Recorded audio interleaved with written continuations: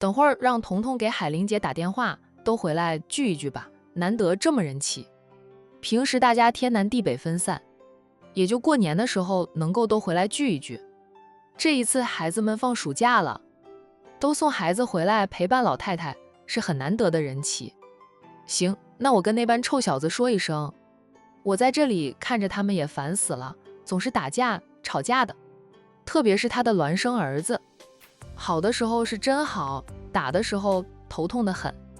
真的，为了一点小事情，孪生子都能打起来，谁也不让谁，就是挨批评了，哥哥被批评多句，弟弟都要争的。总之，不论是表扬还是批评，说的话要一模一样，不能多一句也不能少一句。2周里结束通话后，乔涵冲着那班玩疯了的小家伙叫喊：战景琛，你们的大哥回来了，贝贝也回来了，咱们回去吧，玩了这么久也可以了。个个都玩得满头大汗呢。这里还是安装了很多大风扇，但架不住天气热呀。管城的冬天不冷，夏天却热死人，而且夏天特别长，其他省还冷着时。管城人已经开始吹风扇，等到别人只穿单衣时，管城人早就离不得空调了。妈妈，贝贝回来了吗？我好想妹妹。战浩旭跑过来问着妈妈。乔涵拉过他，就用汗巾帮他擦汗，边擦汗边说道：你们大伯娘回来了，宝宝哥哥和贝贝妹妹当然也回来了，别玩了，回屋里去。瞧你们玩得满头大汗。妈妈，我也要擦擦汗。战景琛看到妈妈帮弟弟擦汗，马上就跑过来，一头扎进乔涵的怀里。乔涵轻推开他，伸手就捏一下他的脸，说了，动作要温柔点，总是毛毛躁躁的，力气又大，得亏妈妈是练过的，否则被你这样一冲撞，妈妈能摔倒。妈妈只说我，不说弟弟，不公平。战景琛立即抗议。乔涵边帮他擦汗边说道，弟弟可不像你这样冲过来，妈妈说他做什么，你不要这么斤斤计较的，什么都要争，都要比，你是哥哥，要带头做好榜样，爱护弟弟。战景琛还想说什么，看到爸爸走过来了，他就不说话了。妈妈有时候也会烦他们，但妈妈顶多就是批评教育，忍耐性还是很好的。爸爸的忍耐性可没有这么强，不想忍的时候会抄一架把他们揍一顿，挨揍时妈妈在一旁看着也不阻拦，就算爷爷奶奶在场也是一样的，只有外公外婆会从爸爸手里把他们救出来，不让爸爸再揍他们。爸爸总是说他一世英名毁于他兄弟俩之手，说什么还没有当爸爸之前，爸爸是个风度翩翩、温润如玉的美男子，自从当了他们的爸爸后，就成了个公老虎，爸爸的好修养都不见了。爸爸说他从来没想过自己有一天会对自己的孩子动手，用上了暴力教育，实在是他们太过调皮。爸爸说不抽他们一顿，爸爸就要气吐血了，还说等他们满6岁了，就让他们去学拳脚功夫，再跟着苏猛哥哥接受训练。苏猛哥哥说训练很累很苦的，堪称魔鬼训练，做不好就要被罚，没有人会帮你，凡事都要靠自己。在这几个小家伙的心里，苏猛接受的训练很恐怖的。孩子们走了，回屋里去。战浩宇大声叫喊，贝贝回来了。那班小家伙哪怕才2岁大的战哲，都跟着哥哥们往中心主屋的方向跑去。可惜小家伙腿短，跑不快，很快就被哥哥们甩在后面一大截，急得他嗷嗷叫，哥哥哥哥，等等我，等等我。哥哥们不等他了，他急得直哭，就是哭了也没有停下追赶哥哥们的脚步。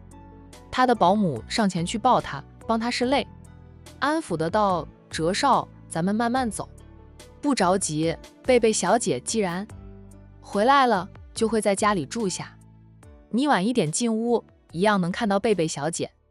贝贝平时就是住在油油山庄里，由老太太等人照顾，不是海童不乐意亲自照顾女儿，是长辈们太喜欢贝贝。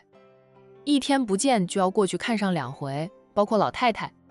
海童觉得老是让公婆叔婶带着老太太去市区也不好，便忍痛将女儿留在山庄里。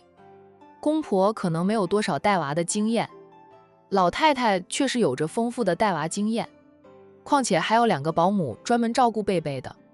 海童很放心将女儿留在山庄里，就是战印总爱私下嘀咕，说他努力拼来的女儿，好像是为了父母和奶奶生事的。他想见女儿还得奶奶放手，才能接回他身边住上2天。平时夫妻俩都是下班后就往山庄里赶，这样才能天天和女儿见面，培养父女感情。奶奶很好，但战印不想像他父母那样，将孩子完全交给奶奶照顾就不管了，那样孩子长大后和父母的感情不够亲近。像他以前和父母感情就不亲近，最近几年他经常回老宅，与父母相处的时间长了，感情就好多了。所以啊，就算是亲父子，也是要靠陪伴才能培养出感情。战哲还在哭诉哥哥们不等他。战浩宇走过去，从保姆手里接过小侄儿。小哲，你是男孩子哦，男子汉大丈夫，流血不流泪的，不要动不动就哭。三伯，战哲虽说才2岁，却口伶伶俐。他说道：“我爸妈都说我还是个孩子，还没有长成男子汉大丈夫。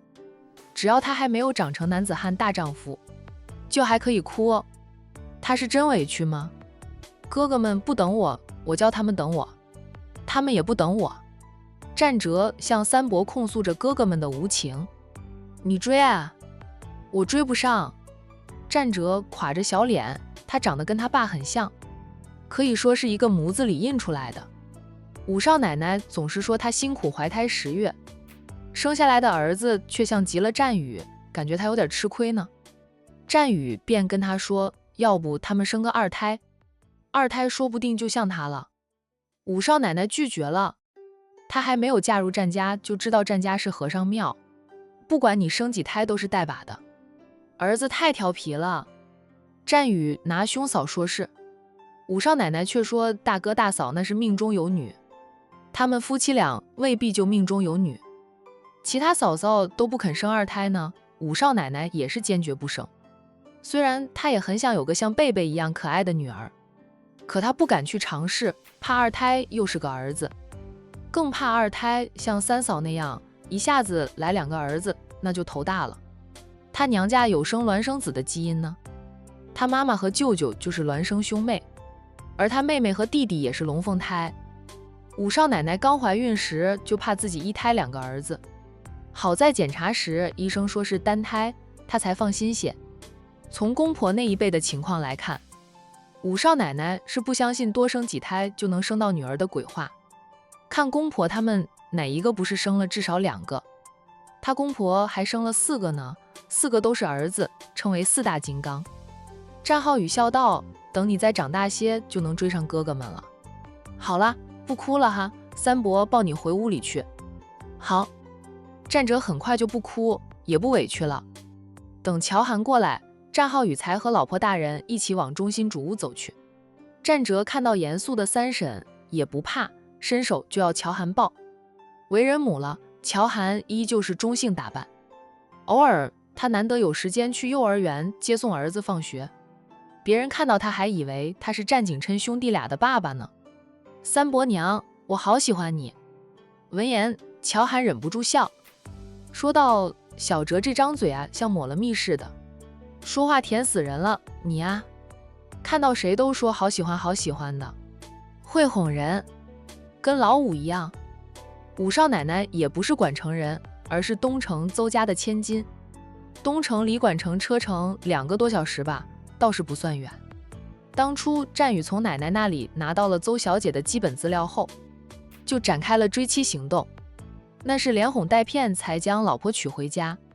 战哲长得像爸爸，连爸爸那张利嘴也继承到了，小小年纪就能说会道。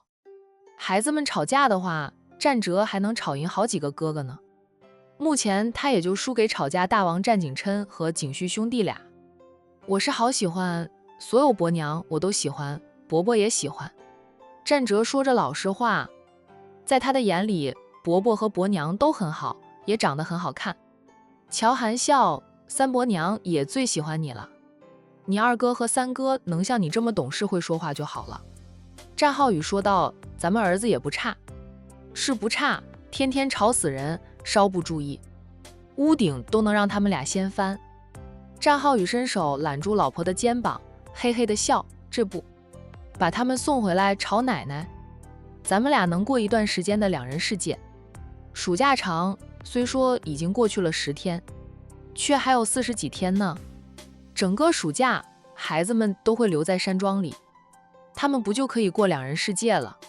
一只小手扳着战浩宇揽住乔涵肩膀的大手。战浩宇不解地看着小侄儿，三伯伯，这是我三伯娘。小战哲很严肃地说道。战浩宇，哟，你居然跟三伯争风吃醋了？你三伯娘是三伯的老婆，我就揽着她怎么了？反倒是你才是霸占你三伯娘的那个。三伯伯随时能把你拎下来，放在地上让你自己走。三伯娘，三伯伯凶我。小家伙居然会向乔涵告状。乔涵笑道，好，等会儿咱们告诉你太奶奶，让太奶奶批评三伯伯好不好？战哲歪着小脑袋想了想后说道，不告诉太奶奶，太奶奶生气了，会用拐杖打三伯伯的。我不想让太奶奶打三伯伯，我还是很喜欢三伯伯的。战浩宇好笑地伸手轻捏一下小侄儿的脸，这张嘴啊，用你三伯娘的话说，像抹了蜜一样甜，你爸小时候都没你这么会说。这边一般小子都往中心主屋跑去，那边的战印已经抱着女儿跟儿子一行人碰头。瞧见老祖宗后，贝贝就不用爸爸抱了，挣扎着下地后，开心的像只刚放出笼的小鸟一样飞奔向老太太。太奶奶，软糯娇嫩的童音瞬间融化了老太太的心。贝贝，太奶奶的贝贝回来了。老太太抱起了曾孙女，开心的像个孩子。一老一小，战家的2位活祖宗，沈小军等人还抱不到贝贝，便是这个伸手摸一下，那个伸手轻捏一下，逗着贝贝玩。小丫头真的好可爱，白白嫩嫩的，让人很想咬一口。商小飞每次看到这个表外甥女就很想咬一口，当然她控制着自己的冲动，并没有真的咬，也不敢咬，怕咬痛了贝贝。小丫头一哭，她以后都不能抱贝贝了，得不偿失呀。贝贝现在是他们大家的宝贝，谁叫他们都没有女儿呢？不说商小飞，就是商太太，3天不见贝贝就想得慌。自己的孙子和外孙子，商太太都没那么疼。用老太太以前说的话，孙子多了就不稀罕了。人都是那样，拥有的太多就不觉得宝贵，稀有才宝贵。战奶奶，让我抱抱贝贝吧，我比你更长时间没有见过贝贝了。商小飞打着商量的口吻，她还是贝贝的表姨。老太太抱着宝贝曾孙女不撒手，带着宝宝继续走，嘴上说道，你现在看到了。商小飞，战奶奶，你别这么小气嘛，我就抱2分钟。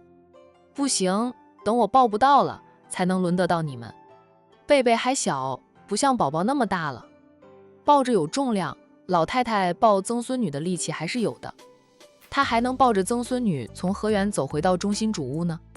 她觉得自己的体力还是很好的，身体还算硬朗，只要小贝允许，她甚至还能自己开车。可惜小贝不允许她自己开车，早就不允许了。长孙管她像管孩子似的，哎，孙子当家做主了，她这个当奶奶的也只能被孙子管着了。那么喜欢女孩子，你和君然也生个女儿，那样你想抱多久都没有人能和你抢了。商小飞说道，又不是说想生女儿就能生女儿的。你不会去做试管吗？商小飞，做试管要吃很多苦的，我能自然怀孕才不去做试管呢。等过2年，我儿子更懂事点了，我就回头追生2胎，好好调理一下身子，按别人说的生女儿的方法调理。保管二胎也生个漂亮的女儿，